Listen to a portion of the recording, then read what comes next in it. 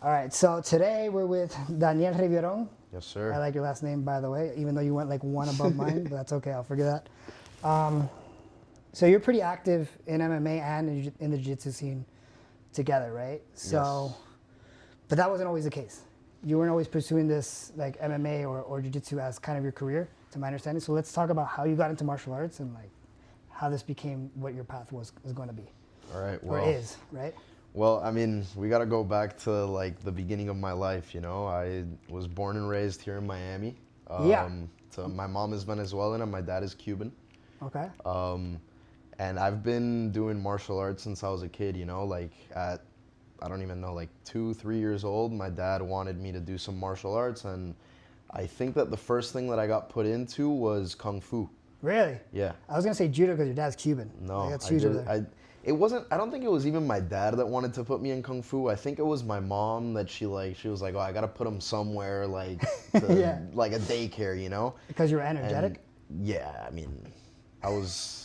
She just wanted me to stay active, and I started with kung fu. Then they kind of like realized, oh, this place is just the money grab, and it's kind of BS, you know. That's pretty cool they caught on to that though. Yeah, and after that, I think I started doing karate. Yeah, I started doing karate for a little while. Then I stopped doing karate and started doing taekwondo. And then I went back into karate, and there I finally stuck with the karate from, I don't know, maybe like 6-7 years old. And I stayed doing that until like 12 or 13. So you're there for a while. You got a black belt? I got my junior black belt. I Right. was pretty good because I used to do point fighting a lot. Okay. I was in the USA NKF, the Yeah, United yeah. States National Karate Federation. I got second place in the national tournament as a kid. So how old are you? I must have been like 10, 11, something like that. So you had to have been training pretty, because there's a lot of people in karate, man. So I'm assuming you had to have been training pretty hard at that age. Yeah, no, the guy that beat me, I'll never forget that. He was a Russian kid that was like at least 2 feet taller than me. Dude, he hit me to the body so hard that that was when I realized like that really humbled me, you know, like Yeah. and from a young age, you know, like I've always been trying to be tougher than maybe I was. I don't know if that's like the inner bitch in me that like I get what you're saying. that I'm never like satisfied. Like maybe it's a problem, you know. Like Wouldn't that be like the inner competitor of you though? Like yeah, that part that you don't wanna... I always want to one up myself, you know. Like for example, like I just did that main character jiu-jitsu, and But you had a really good performance, by the way. and thank you. And when I was done with that, I felt empty. I was like, I need to do better than that. Like, I can't believe I didn't get a finish. I was like, I need to Wow.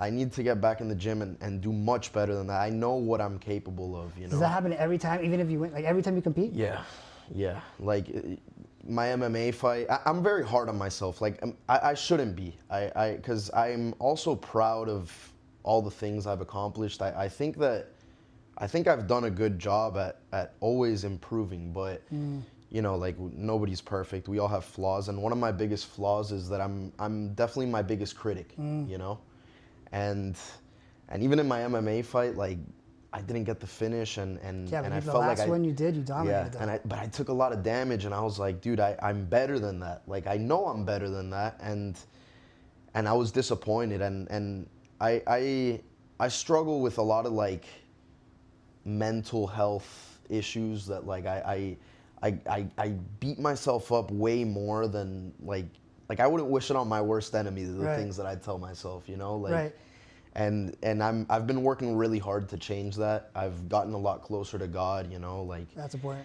and I really feel like this is my calling, you know. I feel like the more I pray, the more I talk to God, the more I try to figure things out, I realize that this is the right path. The path that I'm on is the path of my purpose. Right. You know? And that's been helping me a lot to like feel a lot better with who I am and better with like my accomplishments and all that. Right. And not from like an ego standpoint. It's more like I just feel Like you're on the right Yeah, like I'm direction. doing what he wants me to do. That's you great, know? man, to have that peace of mind and that peace, and especially in the pursuit when it comes to like something as difficult that is, in my opinion, MMA. like having, because you're gonna have ups and downs, and you're gonna have hard obstacles to face in order to get to the level that I'm assuming that you want to get to, right? But having that peace of mind that it's all not destiny, because there is free will, but there is somebody kind of guiding you in the right process, and having that peace of mind, it helps a lot. It allows you to reduce your stress level, right? Because you know it's something bigger that's kind of guiding you. Of course. You know what I mean? And going back to what you were saying about like the being self-critical, I think that, especially in what you do, that the amount of critique is important to get better, man. Like even the way that I see it, like for example, your fight that you're like, oh, I took too much damage and all that. When I watched it, and I watched it again this morning, my opinion as an outsider was like, wow, you were dominating the fight. You got the takedowns. Your ability to transfer from the grappling and stay connected without allowing that person to create the space, Israel to create the space that he wanted to create, I thought it was a great performance. And that's my opinion from the outside. So like, it's crazy to see the two perspectives of like somebody that's watching from the outside being like, man, this guy dominated, his connection was great, you controlled the entire fight. It's a fight, you got a couple hits, the guy got a couple hits, right? That shit happens. Yeah, I know. But it was, in my opinion, very dominant performance. You were always going forward. I thought it was a great match. So it's so crazy just to see like how the competitor looks at their performance, and how like a fan or somebody from the outside looks at their performance. You know? I know, it's just I'm such a perfectionist, and my biggest strength and my biggest weakness is the same thing. I'm extremely obsessive.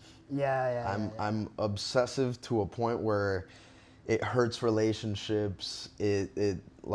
It's just everywhere, you know. Like I've had my problems with addiction, and those usually go hand in hand. I'm not a doctor, but I've read books and stuff, but I'm not a doctor. But those usually go hand in hand. Yeah, and that's why it's good that I've been able to channel it, because I don't think that like that's something that you can't really change. You know, that's just who you are. But I've been able to channel it into God and into my path, which, dude, I can't stress how much I love what I'm doing. Like I wake up every day and I'm like, dude, it's like I'm living in a video game. You can see it when you compete too, man. Like you can see that you're enjoying what you're doing in MCJJ, which I'm assuming that's kind of like a side quest for you. Dude, no, you want to pursue both. It's a double quest. You look like you're having a fucking. You're happy to be there. I love jiu-jitsu. I love jiu-jitsu, and I feel like I have an edge on a lot of those guys, because since I do get hit in the face a lot, I'm like, deep down, I'm like, yeah, but nothing's gonna happen to me. I'd beat you up. So it's like, yeah, you got me, but we know that. Yeah, you pulled half guard, but if I had gloves on, I would have punched you in the face. Exactly. So it's like that gives me like a little mental edge whenever 100%, dude. Because a lot of people in jiu-jitsu are like, they take jiu-jitsu way too seriously, and I love jiu-jitsu. I take it seriously too. But they get into like this mindset that it's like, no, I'm the toughest guy here. It's like, bro, like.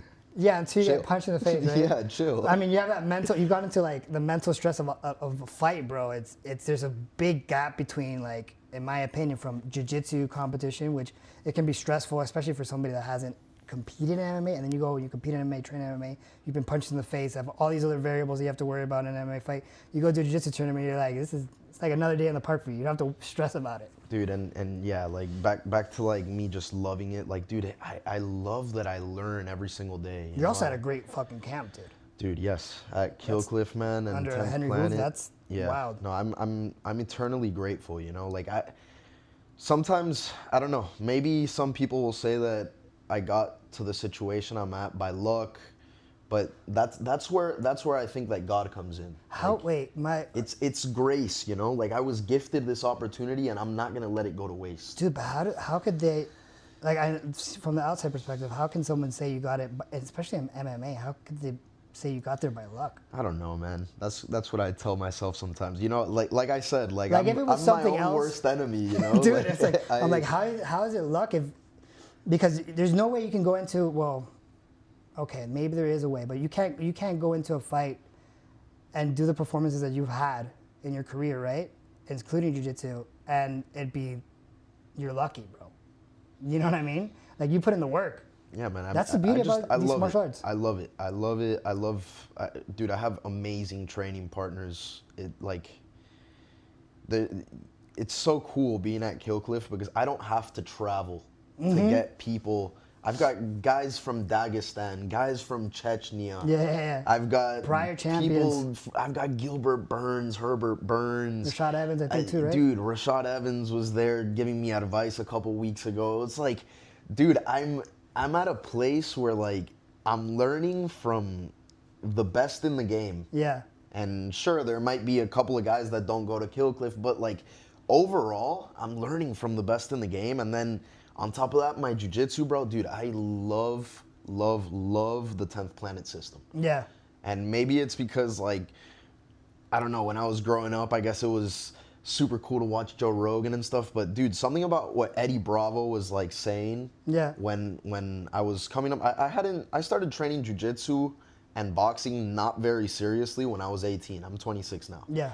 But when I was coming up and I was, like, looking into jiu-jitsu and all that, I knew that where I needed to go was 10th Planet. I always knew. But you were here in Miami, though, right? I was in Gainesville. So when I graduated, I went to Belen Jesuit for high school. Oh, okay. Private school. All I went boys to Jesuit school too, Yeah, all boys school. all boys. Yeah, I know. So a lot of toughness comes from those hallways. Yeah. Fucking with each other. Yeah, exactly. That's part of where the self-criticism comes into play, you know? Because, like, obviously, like, boys will be boys, right? And as that's like a double-edged sword, but I guess it makes you tougher, but I think that, like, yeah, it is a double-edged sword. You do get a lot of, like, banter back and forth, but, like, when it's an all-boys school, it's the next level of banter, bro. You know what I mean? It can be rough. Like, when I went to all-boys school, but I also think it kind of teaches you how to, it's not so much what you learn in the classrooms, even though Belen Jesuit is a great school, but it's not just what you learn in the classic academy, it's what you learn in the hallways. Dude, yeah.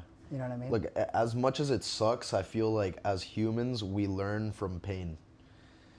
I agree with that. Well, you can or you can choose not to. Exactly, or you can, like, harden your heart and just start hating people. But like in whether it's like with friends that don't treat you properly, or a parent that doesn't treat you properly, or even like a relationship with a lover that doesn't, you know, like all those kinds of different heartbreaks, they like pressure makes diamonds, right? It either makes you better or it makes you worse, but you have to be able to integrate those things and become the best version of yourself. Mm-hmm. And I think that everything is like a sign from God to start, like, to make changes, you know? And so do you think that, like, because going back to the self-criticism, I think that that's also a point that you're able to analyze not only your losses but your wins at the same time. You know what I mean? Yeah. Like that. I don't want to say it's a superpower because it's a blessing and a curse is the best way to say it. You know what I mean? Because a lot of people, when they win, they don't even think about, like, oh man, I could have done this better, or I couldn't. They'd be like, I got the W, whatever, fuck it. You know what I mean? Yeah, I mean, look, I've been working on it. I'm not gonna sit here and say that, like, I've always been a firm believer in God. Like, I've always known that there was a higher power, but I didn't practice. I didn't understand it too well. I didn't, like, and I mean, it's not that I understand it now, but I didn't, like, I knew there was something else, but I didn't feel it in my heart. Like you weren't seeking it. Yeah, Does that make sense? Dude, it's been literally only since the beginning of this year, you know, that I've really, like, started to feel like a bit of emptiness. Even though, like, I was doing what I was doing, it felt like a part of me was missing. Yeah. Like I could seek to self-improve, to do everything, to be all me, and nothing would ever get me that you know, that fulfillment, that peace. Yes, there was, like, something missing in my heart, and I never knew what it was. But ever since I started, like, reading more of the Bible, reading more of, like, mostly, like, the teachings of Jesus, you know, like the New Testament Gospels. Yeah, but because look, we can, like, religion is, like, human, you know, and but what Jesus did and the things we know about who Jesus was, and it's a beautiful, beautiful story, you know. And I think sacrifice, dude. I think anybody can, like, whether you're Christian or Muslim or Jewish or anything, whatever your beliefs are. You should at least be inspired by the beauty and the moral of the story, you know?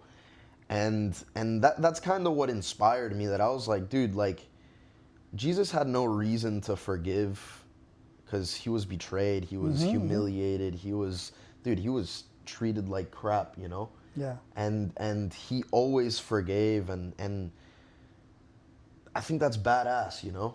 And Which is honorable, because not a lot of people would say like, oh, that's badass. They're always, you know what, as humans, when somebody does you wrong, especially your first reaction is revenge and hate and anger. wrath.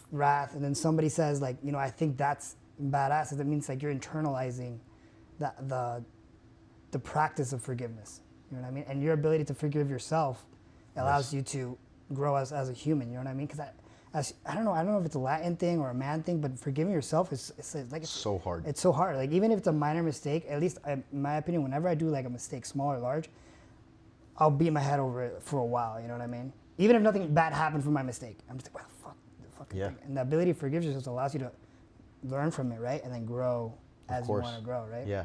No, This goes into what you're saying. and that's why, like, ever since, like, dude, from the beginning of this year to now, I've seen the change in my heart, you know? Like, and it just, like, I feel a lot happier, like. But what brought you to that moment that you're like, because you said you felt that emptiness, and then now you pursue your religion, you practice your religion now, and you feel the changes. But was there like a moment or a catalytic event that allowed you to be like, I gotta pursue my religion and my faith?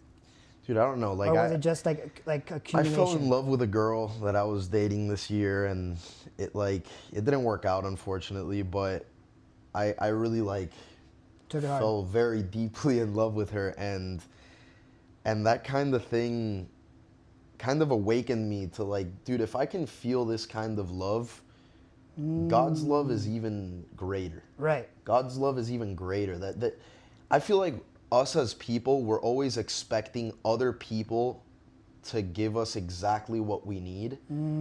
But nobody will ever give you, if you go into something hoping for something, you're just going to be left with resentment. And that's the beauty of God's love, is that God will always love you exactly how you always knew you needed to be loved. Right. And that it fills every single gap that you thought, like, you like, oh no, this love isn't, it's like 99% there, but it's not quite this. Right. With God, it's 100%. Right. You know, that it's the perfect love. I don't even think us as human are capable of feeling the love of God. You know what I mean? Yeah, we're not deserving of it. Exactly. Like, We're just- like we're I'm not. Catholic, so that's like religiously we're broken humans, and the only way that you can find to get yourself fixed is through God and through accepting Jesus in your life, right? So I always think about that, like the capacity, and I'm really into like these near-death experiences of people that experience like they die and they come back to life, and across the board, or at least the average expectancy, like they see that the capacity of love that they feel in that moment is something that's unexplainable. You know what I mean? They feel like they went back home, and that always that in the mixture with religion has always brought me back to think about like what's our capacity really to express love or any other feeling, right, to another human being. And I think the only way that we can do it is like we're supposed to pursue as Christians to pursue our likeness in Jesus, right? We just got to try our best. Yeah, you know? exactly. We're never going to be perfect. We're never going to be Jesus. Right. But we can try our hardest, and we can make a conscious effort. Right. And I think that's what matters. that is what matters. The 'Cause conscious effort. God sees what's in your heart. Right. And as long as, like, some people that are not Christian, but everyone knows that there's something inside of them that tells them what is good and what is Like bad. a virtue, Yeah, virtuous. and for us as Christian Catholics, whatever you are, it's the Holy Spirit, right? It's what guides you. It's what, Right. And then the other voice, the other mind, is the enemy. You know, like it's telling you, like, no, That's such a fucking point. do the wrong thing. Like get your revenge. Do this. Hurt this person. They Right. hurt you. You deserve to get your get back. Right. It's like But- that. It's that reptilian. You know what? There's a good saying that it goes to that. It's like there's two wolves that live inside of you. One is like anger, hate, fear, all these negative feelings, and the other one is like goodness, love, Yes. confidence, and all that stuff. And they're fighting each other every day, right? And the question is like the one that wins is the one that you feed. You know, I think that was like a Navy SEAL that said that. Some guy a lot cooler than me, bro. There's a lot of different words for what is essentially the same thing. A Right, lot of right, people right, will right, say, right. oh, it's your conscience, it's this, it's that, But the reality is that it's pretty cool that the Bible kind of had that figured out like Thousands of years ago. ago. And now there's this whole like, one of the things that's really strengthened the way that I felt or my faith, right, was there's been like scientific evidence in the last 2 years or more, it could be more, right, that has not only proven that people have known that the Bible is like a historical document, especially the New Testament, but also like the Shroud of Turin. They did an analysis and it went back to like the 1st century BC. Yeah, I Jesus. saw something about Mel Gibson talking about that with Joe Right, Rogan. I saw a documentary. You know what I mean? Like before they talked about it on Rogan, I saw the documentary and I was like, dude, this is wild shit, bro. You know what I mean? Yeah. Because before they were arguing like, oh, it could have been during the medieval times or whatever the case may be. But like, I think that scientific evidence and the historical facts that have come out now, and then you have people like Wes Huff going around and doing these podcasts. It really helped me, at least, like, it helped my faith go up a little bit higher. You know what I mean? Because there's always that, in my opinion, there's always that doubt that kind of sinks in every once in a while. That's the other mind. That's the other mind, voice, right, you know, right. Those dark thoughts, you know, and at the end of the day, no, we don't know. We don't know, you know, but there's a lot we don't know. Right. Like, so if we're going to choose to believe in something that, sure, we don't know, that's faith, but I choose to believe, you know, I choose to believe because this is what I want to believe, and this is what makes sense to me, you know. Right. Like everybody says like, oh, the Big Bang, but what happened before the Big Bang? Right. You know, nobody really knows that. Nobody so does. it's like, what? So is science not real just because you don't know what happened before the Big Bang? I think science was invented, was the point of science, or like, It's like to connect the dots. Yeah, it's to connect the dots, exactly. There's no real, like, I can't tell you when science, I'm sure we've been doing scientific experiments since the beginning of fucking time, but like the whole point of it is like to answer questions. And that doesn't mean that always those questions, science is always reproving itself. Yes, and contradicting itself exactly, too. that's what I was trying to get at. Like, it has both. Yeah, that's just the way happens. it goes. That's the scientific process. It goes back and forth. Which is great if you have that religious belief and then you have that scientific base as well, like that mentality. I think the combination of two, because it allows you to not only question, because there's nothing wrong with questioning, right? At some point you have to have complete faith, but there's nothing wrong with questioning things. And I think that mentality, taken out of religion, like in life, like the scientific approach to anything, like I'm sure that you do it in fighting as well. You know what I mean? Like, whenever you do something or you're trying something else, there's like a scientific method to it. You know what I mean?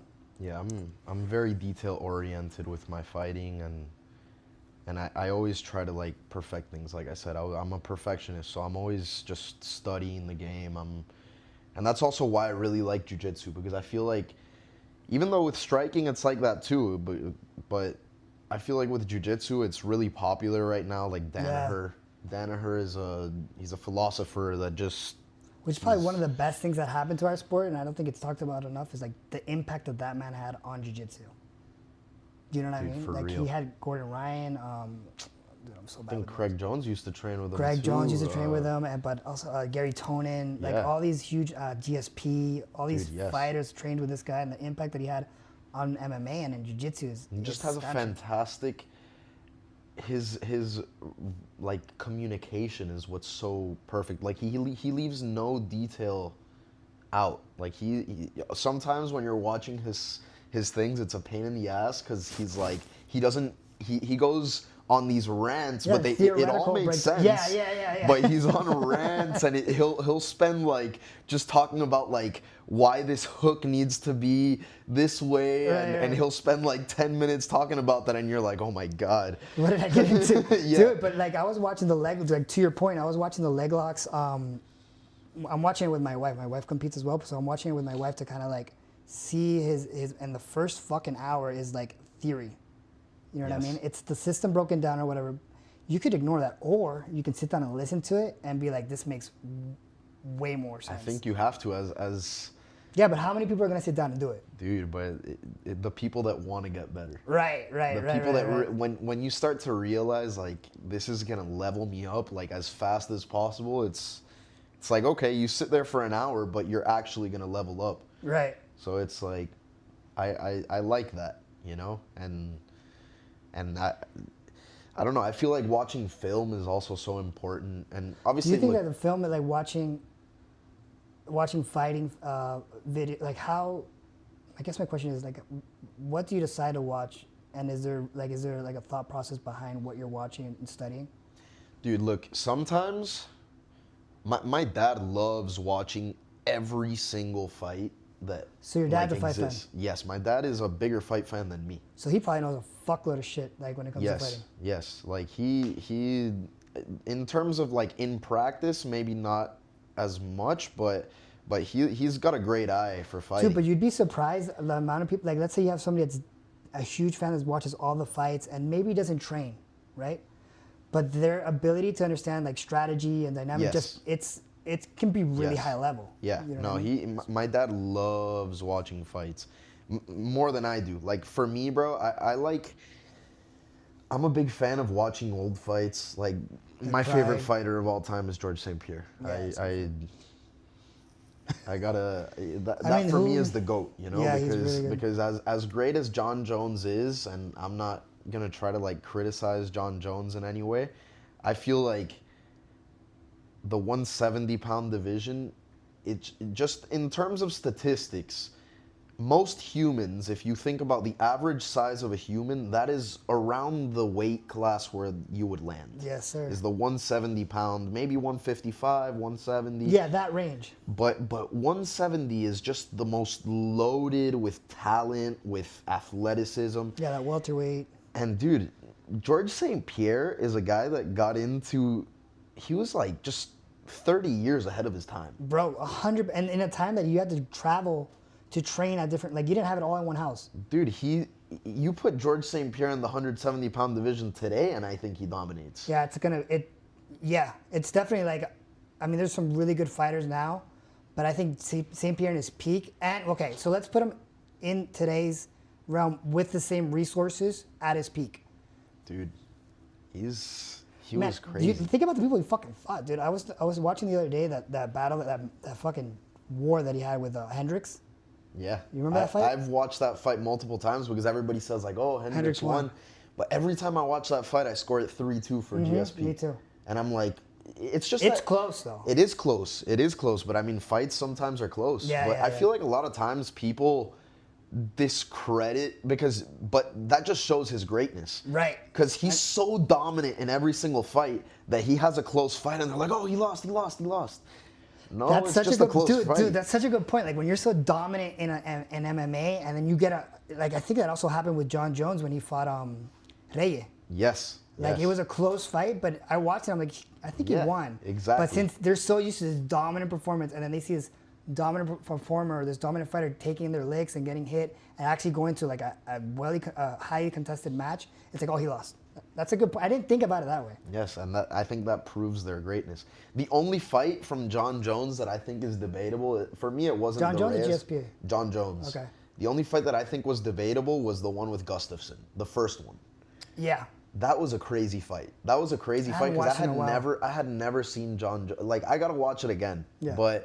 But I remember thinking that I thought John Jones lost that fight because he was getting hit harder. Yeah. I feel like I had never seen John Jones' face look like that. Like you know, he was swollen. You know, like. Yeah, his face was fucked up. I don't remember I gotta go back and watch that fight, but I do remember the sentiment around the fight, and a lot of people. I think Reyes and the Gustafsson fight were the two ones that were like, everybody was contesting, and there is that element or that variable that you just said that they're so dominant. Yes. And they're so dominant against high-level fighters that whenever they get a close match, that there's this oh, he lost because they're not used to it. Yeah, but the Gustafsson one I gotta go back and watch. People just want him to lose, you know. But at a certain point, like you get so good that you're like, that's the dog. Don't worry. If you, I hope you're not scared of that. I'm not. Okay. No, she wants to scare. I'm kidding. But like, it's like as soon as you get to this peak that you're just dominating everybody, I think the hater just grow, bro. They just wanted that change. But I mean, that's a good thing, bro. If you have haters, that means you have fans. Right. I need more haters. No, bro. don't ask for that shit. I hope you get all fans, no haters. Let's keep it that way. So, I want to go back to what we were talking about when you were 12 and you fought this guy at Nationals. You got second place at Nationals? Yes. And it was that Russian guy. Yes. They brought him in from Russia, bro. He's a sleeper cell. Yeah. It's not fair, bro. He was huge.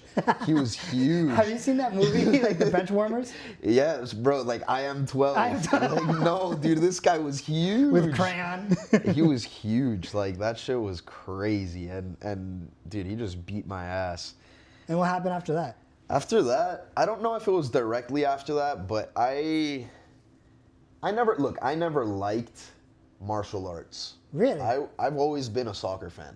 Like, okay. Not always, but... Fan on the wrong side, but forgive me. The best side, best team. Go. And, like, my cousins, obviously, like, my cousins on my dad's side are Cuban, and they don't really mess with soccer like that. But my cousins on my mom's side, who lived in Venezuela, I would visit them a lot in Venezuela, and that's why when I speak Spanish, my accent is mostly Venezuelan. It's not that I don't feel Cuban, it's just that my Cuban side grew up here, so it's more like Cuban American, you know?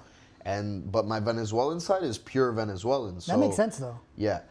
And when I would go over there, like, dude, I would always play soccer with them, and I really fell in love with soccer. That's a fun fucking sport, bro. Dude, I love. Did you play for Belém? I did play for Belém. When I was you a junior, we won states. Yeah. Wait, when did you? No, I graduated 2017. Yeah, I don't know. Fuck, I was like, maybe I played you. No. But I graduated in 09. So there's no fucking way I played you, dude. Yeah. I'm not that young.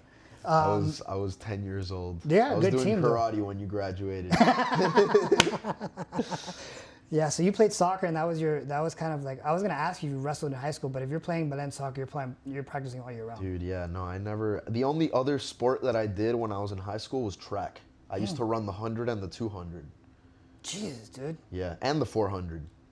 Dude, I was fast as hell, bro. Bro, yeah, but you're dealing with Belém academics, which is tough. It's a Jesuit school, and they don't fuck around. And then you have soccer practice and then track as well. Is it the same semester? So soccer is in the fall, winter, and then track is in the spring. So it was just to stay active when. So you had. Where did you get the work ethic from high school? You think from those sports? Dude, honestly. Like the work ethic for MMA. Dude, honestly, maybe yeah, because. Like, look, I've always been, since I was young, I've always had problems with girls that, like, they're, my worst distraction is dude, females. That's all guys, dude. Like, but it's bad, you know? Like, when I was in 7th grade, I remember that I didn't go to Belém since middle school. Okay. I went to Belém in high school. So when I was in middle school, I still went to Doral Academy, where I'm from Doral. And I was in middle school, and dude, I was always pretty smart, you know? Like, I was always in advanced classes. But in 7th grade, I was taking Algebra 1. And I was like, I think 7th grade was when I first had a girlfriend. And, and my mind was just like, dude, school is stupid. I like girls. And dude, I got like a D in Algebra 1. And look, not to toot my own horn, but like my strong suit is math. Like so you were fucking distracted, dude. Dude, too distracted. And yeah, I mean, like in 8th grade, my parents were like, dude, you gotta get your shit together. If you like, we're gonna get you out of there. Like, and I was like, no, but they told me like, look, no matter what, you're not going here for high school. Like, you're either going to Columbus or you're going to Belém, because my cousins went to Columbus. Yeah. And in fact, I was gonna go to Columbus. I didn't get accepted to Belém right away. They were like, oh, we could only accept like 3 people this year. Yeah, take the entrance exam. Yeah, I took the entrance exam. I did well, and my grades in 8th grade were solid. Like, they weren't like a D in Algebra 1. Yeah. So I was like in contention to get accepted, but they were like, look, there's no more space. Like, So I even went to Columbus, and I was already trying out for the soccer team during the summer. Right. And then all of a sudden, like, I think it was in July, they were like, oh, these people left Belém, and now we have 2 or 3 open spots. Would you like to join? Yeah. And my parents, I mean, it wasn't my choice. It was my parents were like, yes. But I think most parents, well, like not most parents, maybe if you have a lineage from Columbus, but like if they evaluate, I think that the presentation that Belém gives is like the academics and the in terms of athletics, like we could give Columbus that one. Yeah. But just not in soccer. Right. But in football and maybe, I don't know, maybe wrestling, I'm not sure. But they definitely have a bit more focus in their athletic program. Great academically too. They both. Yeah, of course. Like I got accepted to the Moss Scholars Program, which I'm sure is the same as as if I would have gone to Belen. But you know, like in Belen, I feel like everybody there is just academically, it's competitive. Yeah. You know, and they'll fuck with you if you get like a C. Yes. You know, I Like went to Jesuit school, the bullying is like, you Dude, didn't get a good grade. When I was like in the school that I was in, it's the best school in Puerto Rico. It's the San Ignacio over there. It's Jesuit. And you said, I came in high school. In my mind, I was like, they're already fucking with them coming in that. Like if you didn't start in 7th, dude, and yes. you're new, you're then thrown that to was wolves. that was a big issue for me, you know, because I never, even when I graduated, I never felt like I fit in there. Yeah, it makes sense. And I was always trying to prove myself, and maybe that's like a chip on my shoulder that Come talk shit now, homies. that is a chip on my shoulder that I've always been carrying. That I've always wanted to prove myself to others, and I've always seeked validation, external validation, and that's something that I've started to realize, and I've really been working on, you know, because But I think everybody seeks some sort of form of external validation. I know, but the only validation I need is God's validation, and I know that shifting that focus. That's what I've been shifting. Yes, Right. and I know that I'm good enough for Him. Right. Maybe I'm not good enough for you. Maybe I'm not good enough for you. Maybe you don't want me. Maybe you can't see my potential. But I know that God knows what my potential is, and He's told me like that this is what I'm supposed to do. Right. That's why I know I'm gonna be a UFC champion. Yeah. That's why I know I'm gonna be an ADCC champion, because I know what I'm doing, and as crazy as it sounds before you do it, and it might be like, this guy's arrogant, this guy's cocky. No, I know. Yeah. Like I know. I feel it in my soul, you know. And when did you know? Like, cause you did the soccer, you did track and field, and I read somewhere that you were pre-med too. Like you went and going pre-med. So your direction from one pathway to MMA fighter, like you had your ducks in a row to go to med school and all that stuff, and go pre-med and then go to med school. You had your everything in line. When was the moment that you're like, okay, this is MMA is the pursuit, and this is the purpose that I'm following? Dude, my whole life. How did you even get into MMA? Like, I can't even see the connection between fucking soccer, track and field, pre-med, Dude, MMA. My whole life, I always felt like I was destined for something more, and I was never like satisfied, and I always felt like uncomfortable in my own skin. I was like, no, this isn't right. No, this isn't right.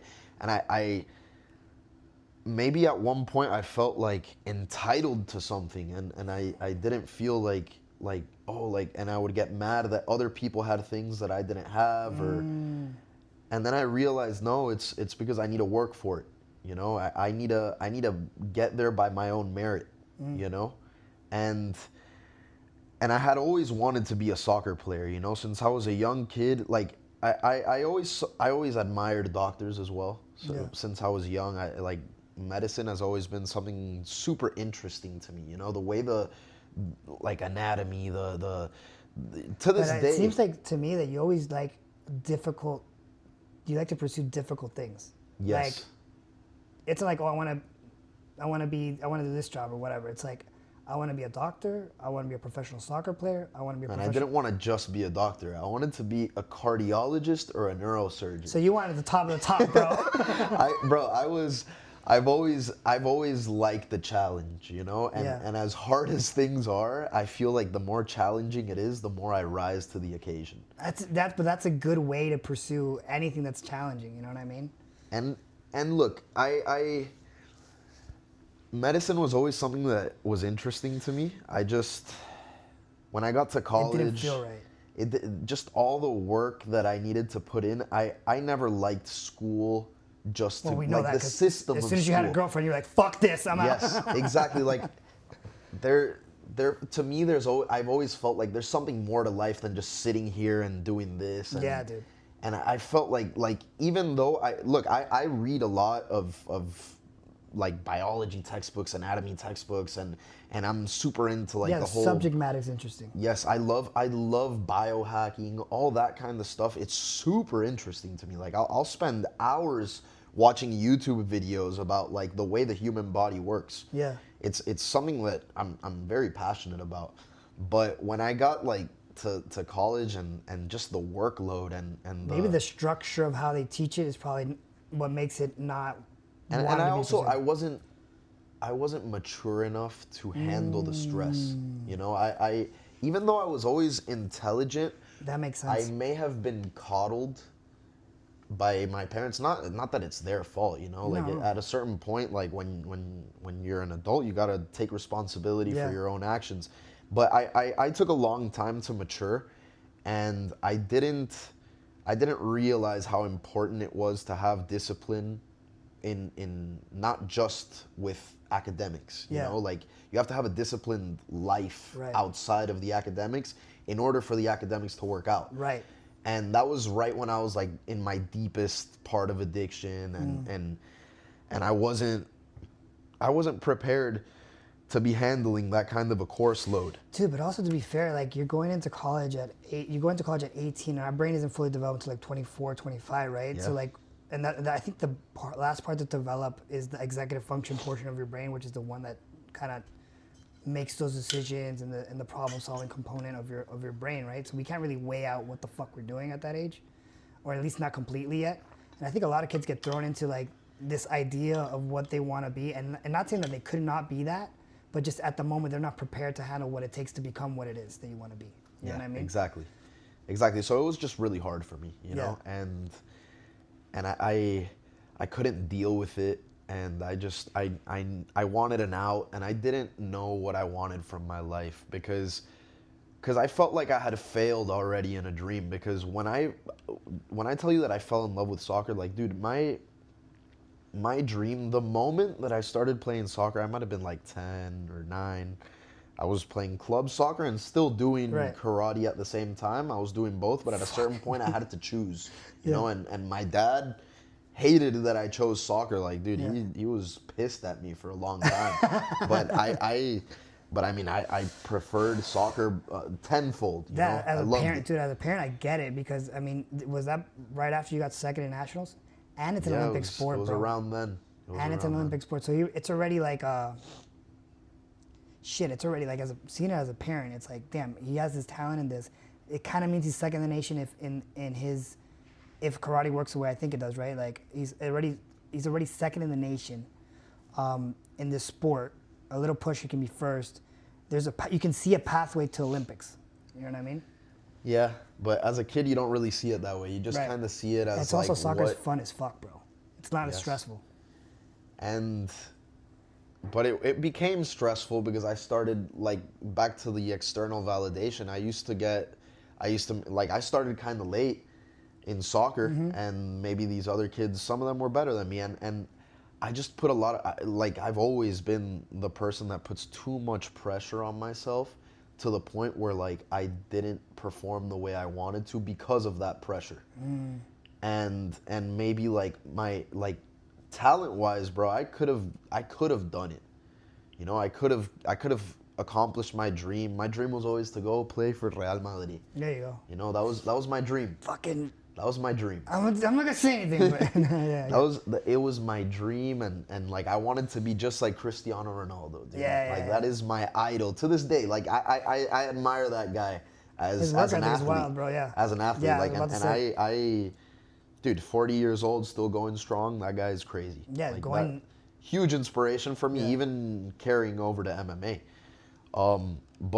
But dude, like when I didn't accomplish that, and I started to face the harsh reality that, like, oh, I'm 18. Not to say that I couldn't have done it. It's just like you go to college and then you realize, like, oh no, this is actually life now. Like I gotta. Where'd you go to school? I went to the University of Florida. Ooh. Did you play over there?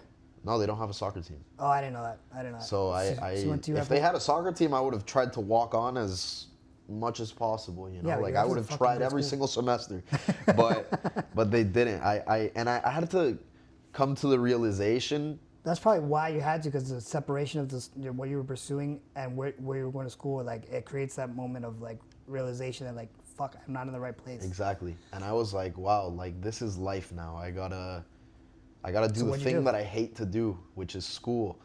And what did I do? I fell into addiction, and because I wasn't happy with myself, and I was trying to find a way to like get through something that I didn't enjoy doing, and I deep down was extremely miserable. Yeah.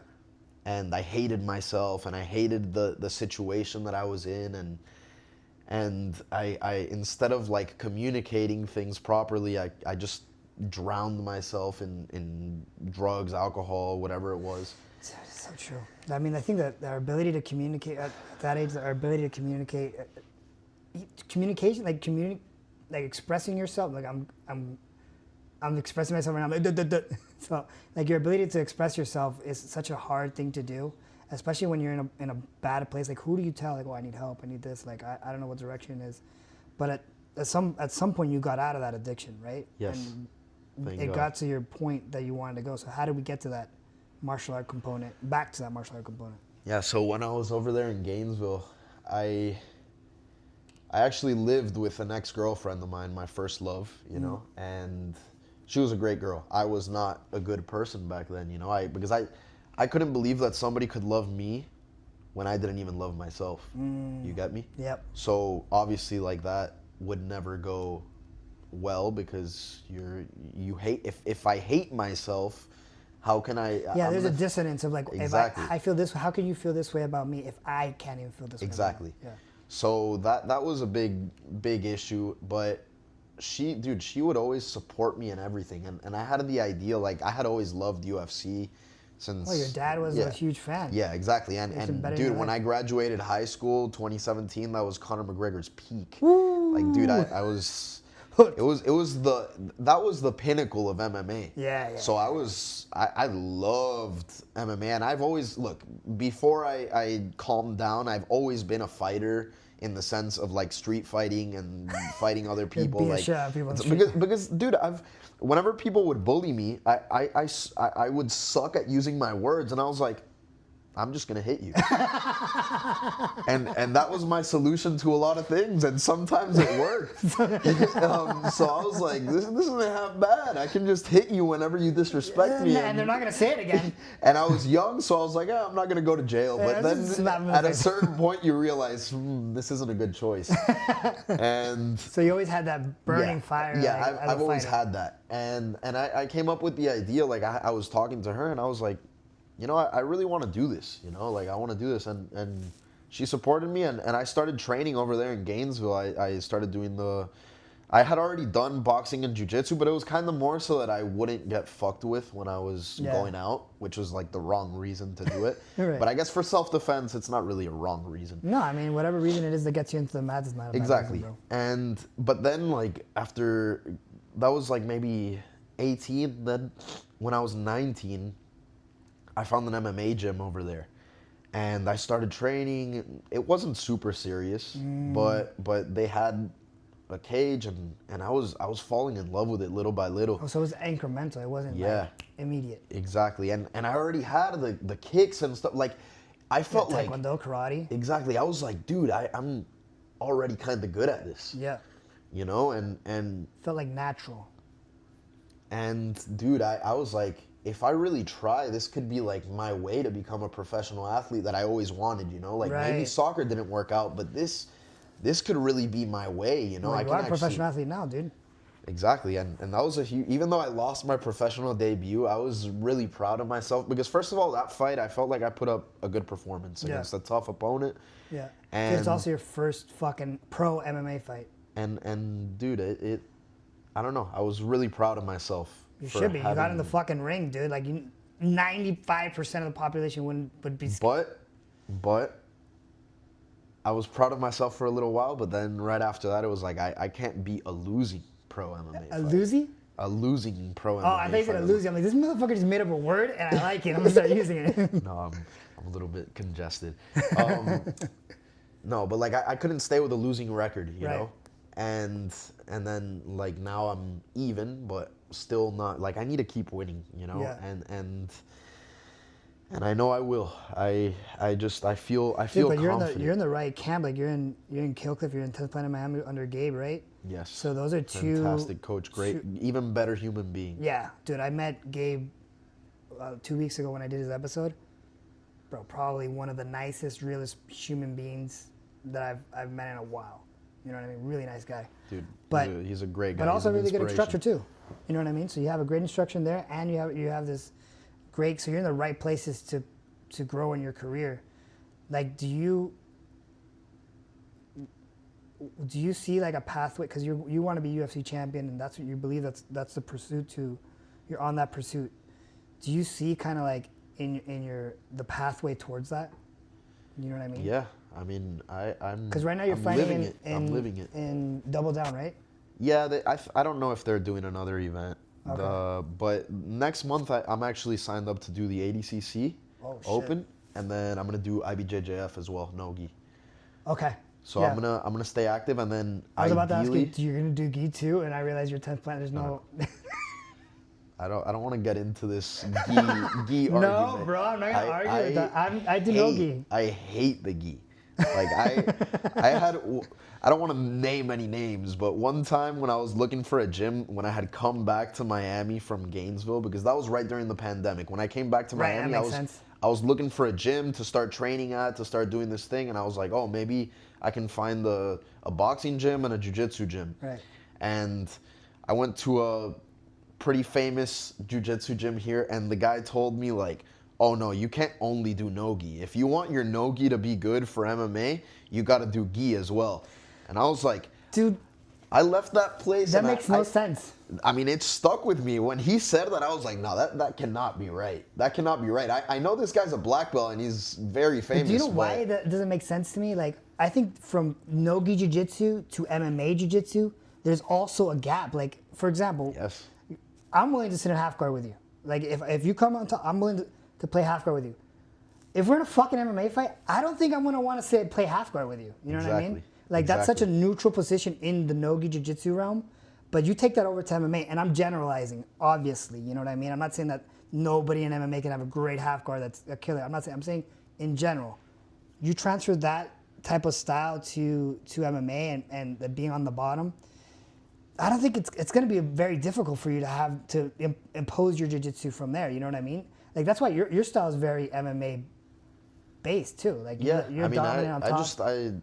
I picked that up thanks to my first coach, Ray. I'm sorry I interrupted you, dude. Like, you were talking about so you went to this school. They told you had to do gi, and then that's when you went to Freedom Fighters. Yes. Okay, there we go. That's where I went to Freedom Fighters, and that was my first coach, Ray.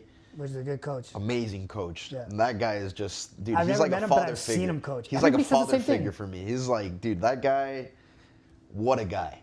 Like, what a guy, dude. That guy, he made me love jiu-jitsu. That's that guy awesome. made me love jiu-jitsu, and if it wasn't for him, I wouldn't be who I am today. Do they do like gi, they do gi as well? They do gi as well. But he was like, just do no gi if you want. No, I got my blue belt in the gi. Yeah. After that, I got the opportunity to go to Kill Cliff, and I knew like the politics at Freedom Fighters is not like, oh, you can do jiu-jitsu and then go do your MMA somewhere else. Like, it's a little bit more complicated than that. Okay. So I knew that like if I was gonna go to Kill Cliff, that I was gonna go to Kill Cliff and I would no longer be a part of Freedom Fighters, you know? And I had also always wanted to train 10th Planet. Yeah. Like, I'm not gonna sit here and lie to you. Like, I had always, I loved the style. I loved how they had these freaking made up words for positions that are hilarious. Dude, it's also like I think they're the first ones that really started naming and systemizing like jiu-jitsu. Like, at least in my opinion, I think maybe people had an understanding like, oh, underhook here or this or that over there. Like, I get it, but like the systemization of jiu-jitsu. It's like a playbook. Right. They got a playbook for it. Sure, the names are kind of wacky. It's pretty dope though. But it's hilarious. Yeah, like it, at the end of the day, dude, we're just two guys rolling around in like some spandex and you tight know? Like, fucking clothing, dude. Like, I think that the names are appropriate. You know? Like, let's be honest, you know. But dude, yeah, and he you know, that Carlson Gracie style pressure, he really emphasized that top pressure. Yeah, but your style like that, dude. And I have a solid bottom game as well. Like, I love leg I'm not locks. shitting on your body. Dude, I love leg locks. I mean, I've gone in my first pro MMA fight. I almost finished an armbar. I almost finished the heel hook. Like I love half guard as well. Like, dude, I love jiu-jitsu. Like, Yeah. I love all the. Do you love it more than MMA? No, no. was quick. But it's like, I love jiu-jitsu in MMA. Okay. Because I feel like that's the only way jiu-jitsu is real. You know, I feel like that's the only way your jiu-jitsu properly works. That's why, what was his face? Gracie, Helio? The Gracie. Helio? Which one was the one that was in the UFC? Recently? No, the famous one, the first. Not Kron. Oh, Royce Gracie. Yes, Royce Gracie. That's gonna be. You gotta cut that out because if I get exposed for not knowing Royce Gracie, It's all good, dude. You're gonna be fine. You know Royce Gracie. Your recall sucked, and my recall sucks on everything. It's just good right now. Like I got that one, but it took us a while. So you're not the only one here, bro. Royce Gracie. That's real jiu-jitsu, bro. Yeah. It needs to be able to work in a real fight. If your jiu-jitsu doesn't work in a real fight, then your jiu-jitsu sucks. That's a good point. Like, you're not wrong. your jiu-jitsu should work with an opponent that wants to beat your ass. Yeah.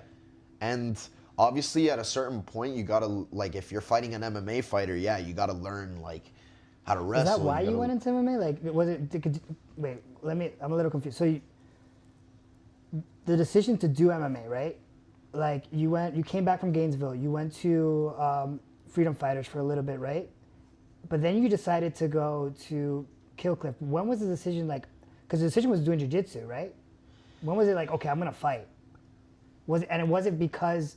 No, I always wanted to do. I wanted to be a UFC fighter. Okay. Like even like, dude, Conor McGregor was a huge inspiration for me. Like, dude, that dude is just a star. He also brought the sport to another. He's like exactly what Gordon did for jiu-jitsu.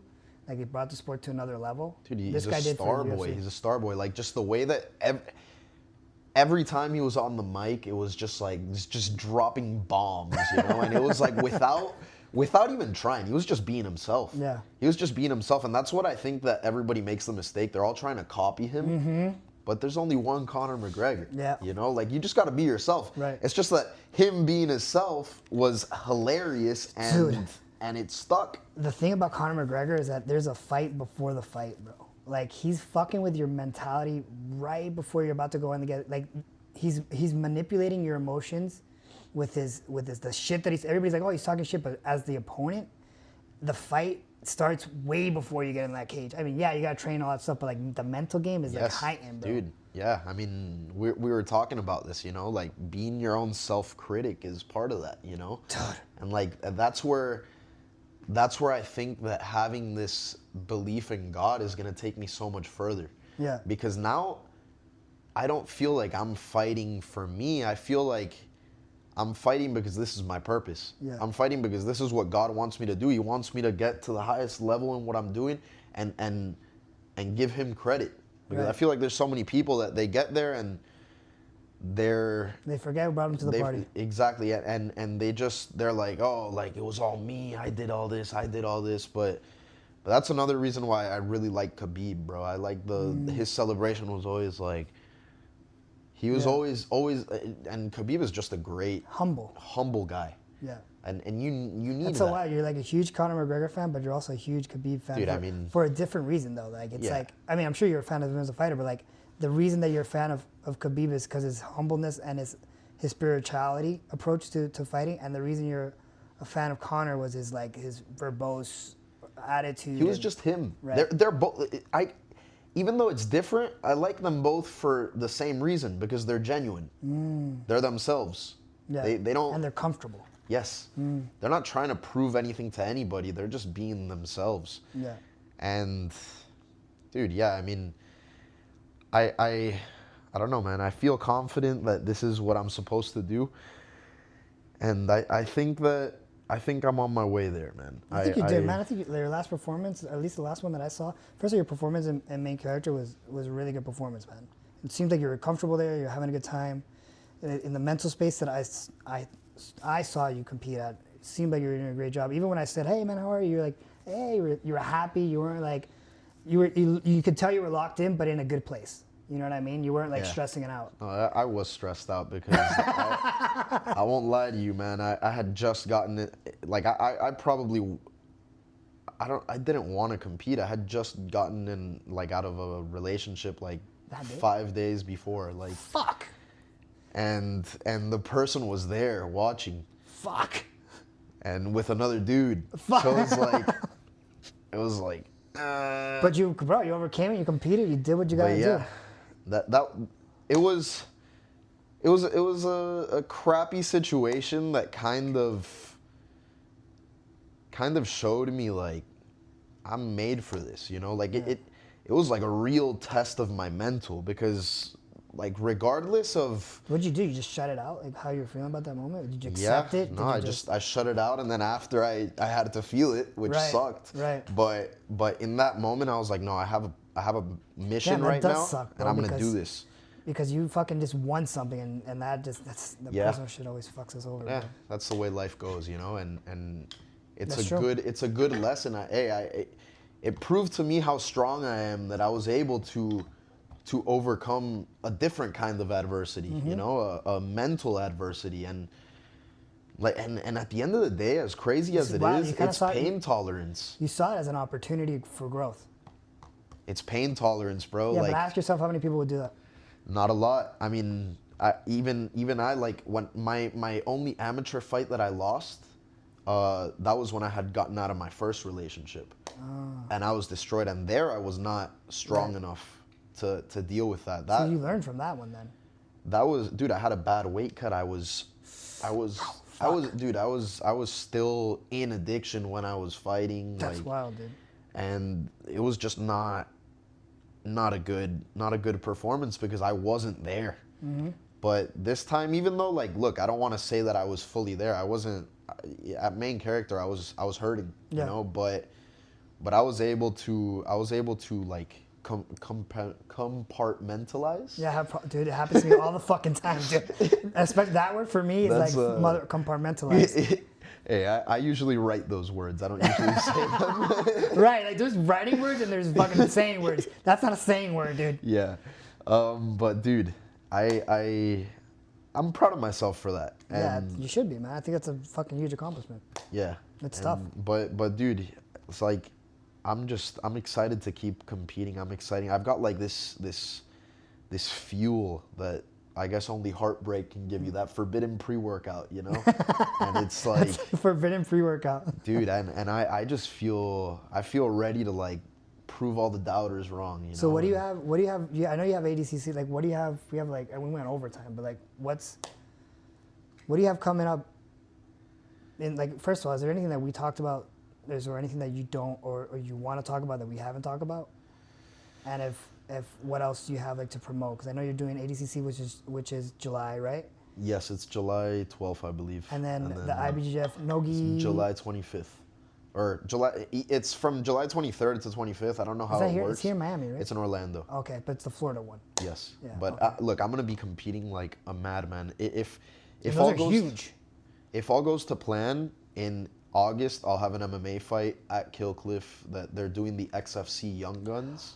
Oh shit! So if all goes to plan and obviously I stay healthy and Have they and always been doing the XFC? they started doing that this year. Oh, but They maybe started I'm thinking doing about another one. It's like XFFC. XFN. That's Oh, where they that's did that's where I did my amateur some of my amateur Okay, fights. that makes sense. But yeah, this is like a promotion. I think they're from Argentina, but they got into like they're pretty popular, and they made a deal with Kill Cliff, and they're using our cage, and they're getting a lot of our guys, a lot of local guys to fight guys from South America and stuff like that. Bro, It's a when's cool. Dude, they I think they have one this Sunday. They're doing it over Oh, there. yeah? I just don't know if they allow Public. crowds. Right. It's mostly like a streaming thing. It's Either like the way, UFC Apex. Dude, that sounds sick. I think there should be like more events like that. But either way, like I'm a huge fan of anybody that's like giving a platform for our local talent. Yeah. And people that are bringing in like that South American talent to here. Dude, I think it's dope. bro, that's awesome. Like, I don't know how the MMA is over there, but I'm curious to see like how it's growing. Dude, and it's how really Because good. Peru has like a couple It's couple really good. fighters coming Yeah, out. I mean, a good friend of Apart mine. from Brazil, Friend of mine from Peru is the Peruvian prince, Claudio Puelles. Oh yeah, dude. Amazing fighter, Yeah. dude. Freaking legend. But that's just one of a couple. Dude. He's the most well known out of Peru, I And think. then from Argentina, Esteban Ribovic. Yeah, and then you got the freaking Chilean nasty. Ignacio Bahamas. Wow, yeah, he's fighting right now. Yeah, at 3, he's fighting. I gotta catch up on that and like a bunch of other. Because those fights are starting early because they're in Azerbaijan. I hate when they do that, when they switch up the time, bro, because I miss the fight and then I have to rewatch it on Sunday, and it's like it doesn't. I don't find time to do it. But yeah, man, I don't know. So how do you feel like now, like considering, to close off, like how do you feel like when you started your career and where you're at right now? Like how do you feel about the progress that you made? Dude, that's a good question. Like when nobody really realizes how good they're doing when they're in the middle of it. Right, on the day to day. But like if I separate myself and like I look at myself from like from an external point of view, I'm super happy with like what I've been able to accomplish, and because I know that there's more to come, but where I am right now, dude, like that 15-year-old version of me that wasn't happy with who he was would be looking at me like, dude, you're cool as fuck. That's fucked, but isn't that the goal, dude? Yes. You know what I mean? Like would your younger self or your kid self be proud of who you are, and one day hopefully you have kids if you want them, right? Like hopefully one day you have kids and whatever, like just considering that you're a professional fighter, all you've done in jiu-jitsu, like for a dad that's like, for a kid that's gonna look up, there's like, my dad was a fucking professional fighter, dude, hell maybe yeah. UFC champion, fucking black belt jiu-jitsu. Like how many fucking kids will be able to say that? That's always what I think of, like on a personal, what I think about when I'm Dude, like of course, doing anything with my kids. It's my legacy, bro. I must have children, you know. I'll have many. But just make sure that they're Barcelona fans. All right, man, well, No way. We're finishing No up way. here, bro. So thank you for coming on, man. You're welcome anytime that you want to talk about anything. If you have a fight coming up or there's something that you want to promote in your jiu-jitsu career or just talk shit, whatever, you're always invited, dude. Dude, I had a great time. It was Thank good, you man. It was so actually much. a really fun conversation. Hell yeah. Like man. I like those conversations that shift.